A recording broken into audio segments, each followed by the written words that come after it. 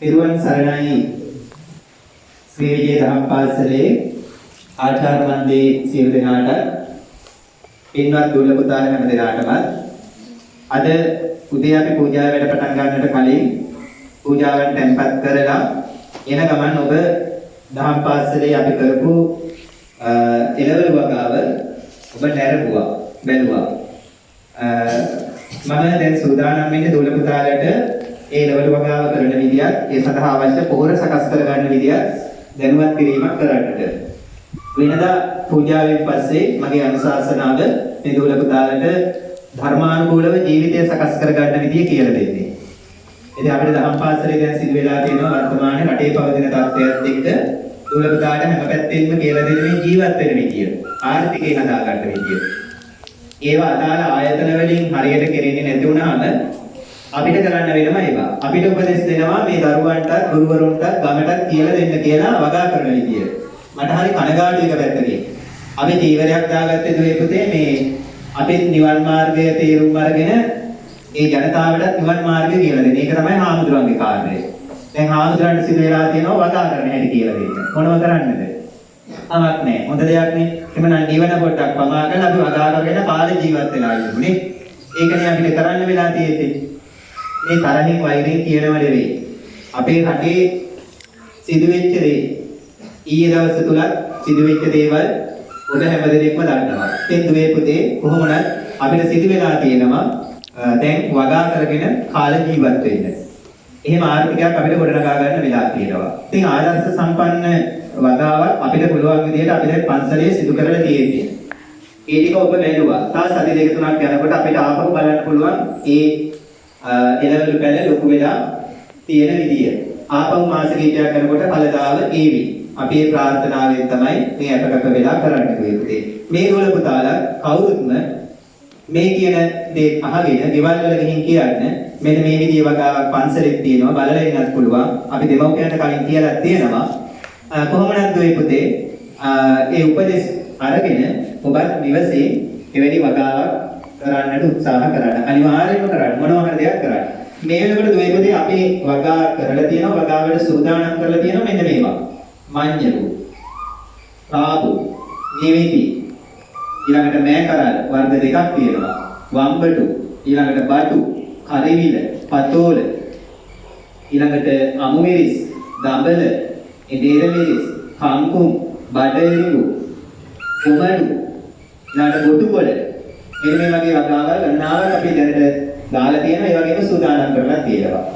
මේවා අපි වගා කර ගන්න පුතේ බොහොම වෙනස මහන්සි වෙලා. එකක් මහන්සි වෙන්න ඕනේ. කම්මැලි ඇදුව කරන්න ඕනේ. කම්මැලි වෙලා මේක කරන්න බෑ. මම මේ සිවුර දාගෙන හිටියත් වැඩ කරනවා. ඒ ඔබට ආදර්ශයක් වෙන්න. මට ගමේ දායකයෝ කන්න දෙනවා. දානේ දෙනවා. ඇති වෙන්න ඉලල්ල දෙනවා. මටත් ඔය වලදල පැත්තකට වෙලා ඉන්න පුළුවන්. නමුත් අපේ යම්කිසි සේවයක් වෙන්න ඕන නිසා තමයි මේව දහම් පාසලටත් දෙමව්පියන්ටත් කාටත් කියන්නේ.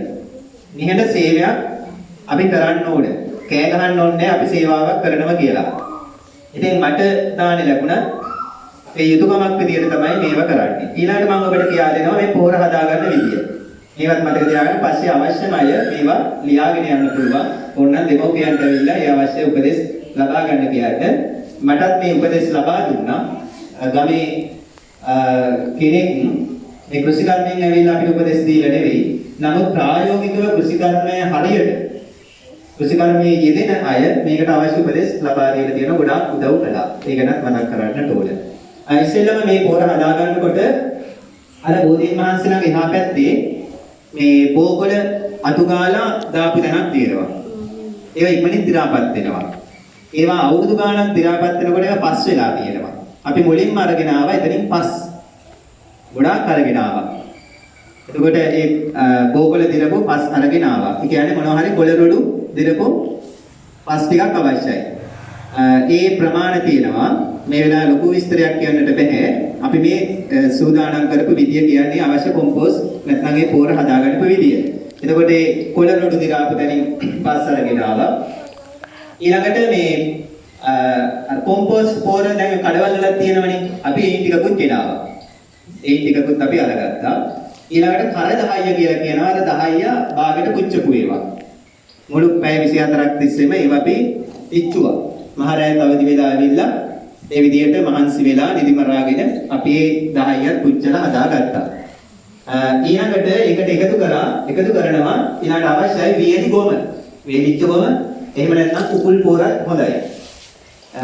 ඊළඟට අපි ඒකට තා පොඩ්ඩක් එකතු කරා ඩොලමයිට් පොඩ්ඩක්. ගොඩාක් නෙවෙයි ඩොලමයිට් පොඩ්ඩක් එකතු කරා. ඊළඟට යූරියා බොහොම ස්වල්පයක්. යාර සියලුම දේවල් එක්කම දිරාපත් වෙනවා. ඒ වගේම යූරියා පොඩ්ඩක් එකතු කරාම යූරියා ගොඩක් ගන්න බෑ අම්මෝ මිල. ඉස්සර මිටි දෙකක් ගන්න උසාවිය දැන් කිලෝ එකකට ඕන. ඒ තරම් අපේ රටේ ආර්ථිකේ නේද? හරි පහසු ළම අපිට දීලා තියෙන්නේ. මොනව කරන්නද? ඒවත් චුට්ටක් ඒ වාට අරගත්තා.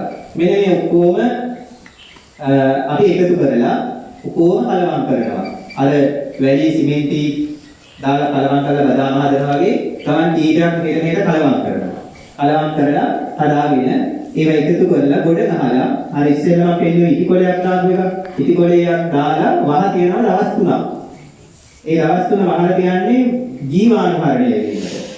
එතකොට ඒකේ ඉන්න අර ඔක්කොම එකතු වුණාන් පස්සේ ඒකට අවශ්‍ය දේවල් ඇතුලේ සම්පාදනය වෙනවා. ඒ ජීවීන්ගේ ක්‍රියාකාරීත්වයත් එක්ක එහෙම ජීවාණුහරණය කියන එකක් සිද්ධ වෙනවා. ඊළඟට දවස් 3කට පස්සේ තමයි අපි ඔය පැල පිට වෙනකොට ඒ වලවල් වලට ඒ පොර දාලා පැල පිටවන්නේ. ඊළඟ පැල පිටවන්න කලින් අපි ඒ වලවල් වලට දාලා වතුර දානවා දවසක් පුරා. ඒකට දවසක් දෙකක් තුනක් වගේ කියලා තමයි අපි පැල පිටවීම කරන්නේ. එක සැරේට පැල පිටවන්නේ නැහැ. ඔන්න ඒ විදිහට තමයි අපි ඕනම වගාවකද එළවලුද වෙන වගාවක ඕනම දෙයකට ඒ පොර වැදගත්. ඉතාමත් වැදගත්.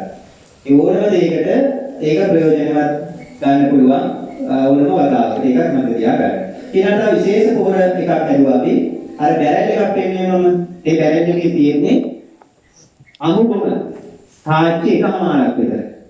දාලා දිය කරාම වතුර දාලා දෙවල දිය කරා. එතකොට එකෙන් කාලක් විතර වතුර දාලා දිය කරා. බැරල් එකේ කාලක් විතර වතුර දාලා දිය කරා. දිය කරලා ඒකට දැම්ම මකුලත වල පිරෙන්නම දැම්මා. මකුලත වල පිරෙන්නම දාලා තියෙන්නේ. ඊට පස්සේ මේ හොඳට කලවම් කරලා එහෙම වහ තියෙනවා. දවස් දෙකෙන් දෙකට කලවම් කරනවා. දෙකෙන් දෙකට කලවම් කරනවා දවස් 21ක් දක්වා. දවස් 21කට පස්සේ ඔක හොඳට පල් වෙලා දිරලා වෙන්නෝන ඔක්කොම වෙලා. ඊළඟට අපි පොර විදියට ඒ වගාවට දාන්නේ ඒ වගේ ටිකක් අරගෙන ඒකට වතුර දාලා දිය කරලා හොඳට දිය කරලා ඊට පස්සේ පොර විදියට දියර පොරක් විදියට අපි කරනවා. ඒ විදිහට තමයි අපි මේ පොර එක හදාගෙන තියෙන්නේ. තවම දවස් 21ක් වුණේ නැහැ සතියක් වගේ ඉන්නේ. ඒකට දවස් 21කට පස්සේ තමයි වගාවට යොදාගන්න පුළුවන්. ඊට අමතරව අවසාන වශයෙන් මෙන්න මේකක් කියන්න ඕන. අපි මේ අර කුමිනාශක යොදන්න හොඳ නෑනේ. කුමිනාශක නැතුවනේ අපි මේවා හදන්න ඕනේ. ඒකට අපි විශේෂ බෙහෙතක් හදා ගන්නවා. ඒකෙන් සත්තු එන්න කලින් සත්තු ආවට පස්සේ මරන්න හොඳ නෑනේ. නේද? ඒක ප්‍රාණඝාතය වෙනවනේ. ඉතින් අපි මේ ඒකත් පරිස්සම් කරගන්න අපි ඔය හැම දෙයක්ම තේරුම් ගන්න ඕන. අපි කාටවත් හානියක් නැතුව හිංසාවක් නැතුව අපේ වගාව අපි කරගන්න උත්සාහ කරන්නට ඕන දුවේකේ. ඒකද මෙන්න මේ බෙහෙත් තුනෙන් එකක් ඔබට හදා ගන්න පුළුවන්. හරියම පහසුවෙන් හදා ගන්න පුළුවන් දේවල්. බලන්නකෝ. සතියක් දෙකක් වගේ ගියාට පස්සේ තමයි අපි මේවා පොඩ්ඩක් ස්ප්‍රේ කරන්නේ. සුදු ලුණු පොතු. මදේ කන්න. සුදු ලුණු පොතු. අරගන්නවා. ඊට රට ලුණු පොතු. පැත්තකට දාන පොතු එකතු කර ගන්න ඕනේ. එකතු කරලා අහුරක් විතර අතර මෙහෙම එකතු කරලා ඊට පස්සේ වතුර ලීටරයක් දානවා. වතුර ලීටරයක් විතර දාලා පැය 24ක් තියෙන්න හරිනවා ඒක. වහලා තියෙන්න යන පැය 24ක්. ඊට පස්සේ මොකද කරන්නේ? ඒක හොඳට පෙරාගෙන ඒකට සමන් කුඩු වල ගොඩාක් මේ ඊට සැර අඩු සබන් කුඩු වර්ග මට නම් කියන්න ඒක ඇඩ් එකක් වෙනවා ඊළඟටනේ සමාගම් වලට. මේ කොහොමද ටිකක් සැර අඩු සබන් වලින් ග්‍රෑම් 10ක් විතර ප්‍රමාණයක් දාලා හොඳට කලවම් කරනවා. කලවම් කරලා අර ස්ප්‍රේ කරන්න ඕන ගොඩාක් නේද මීදුම වගේ මීදුම ගලනකොට මේ පාවලා අන්නේ ගානට අර ගස් වල ස්ප්‍රේ කරනවා. ඔය එක විදිහට සති දෙකකට පස්සේ කරන්නේ. එහෙම නැත්නම් මෙන්න මෙහෙම හදාගන්නත් පුළුවන්. දුම්කල නැටි. දුම්කල නැටි අහුරක් ගන්නවා සබන් කුඩු ග්‍රෑම් 10ක් විතර අරගන්නවා.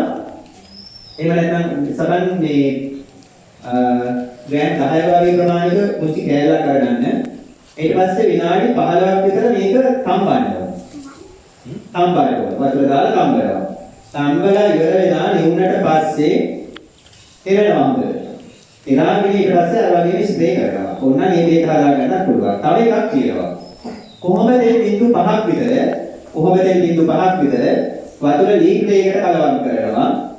ඒකටත් අර වගේම සබන් පොඩ්ඩක් දාන්න ඕන. මෑන් තමයි වගේ ප්‍රමාණයක්. හොඳට කලවම් කරලා ඒකත් අර වගේ ස්ප්‍රේ කරන්න පුළුවන්. දින 5කට සැරයක් මෙන්න මේ විදිහට අපි ගහ හොඳට හැදෙනකම් ස්ප්‍රේ කරගත්තොත් අපිට අර කෘමීන්ගේ සිදුවෙන හානි බලන්න පුළුවන්.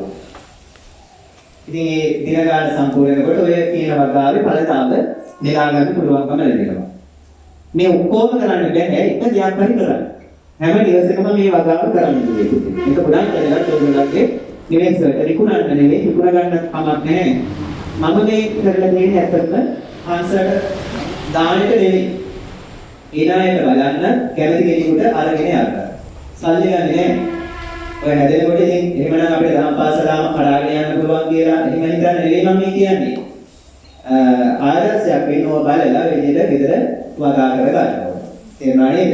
මොනවා හරි දෙයක් මොව වගා කරගන්න. ඔන්නේ උපදේශ ටික ඔබට දාලා දීලා තියෙනවා. තව උපදේශ අවශ්‍ය නම් ඔබට ඕනේ නම් දෙමව්පියන්ට ඕනේ නම් ඒ උපදේශ ලබා ගන්න පුළුවන්.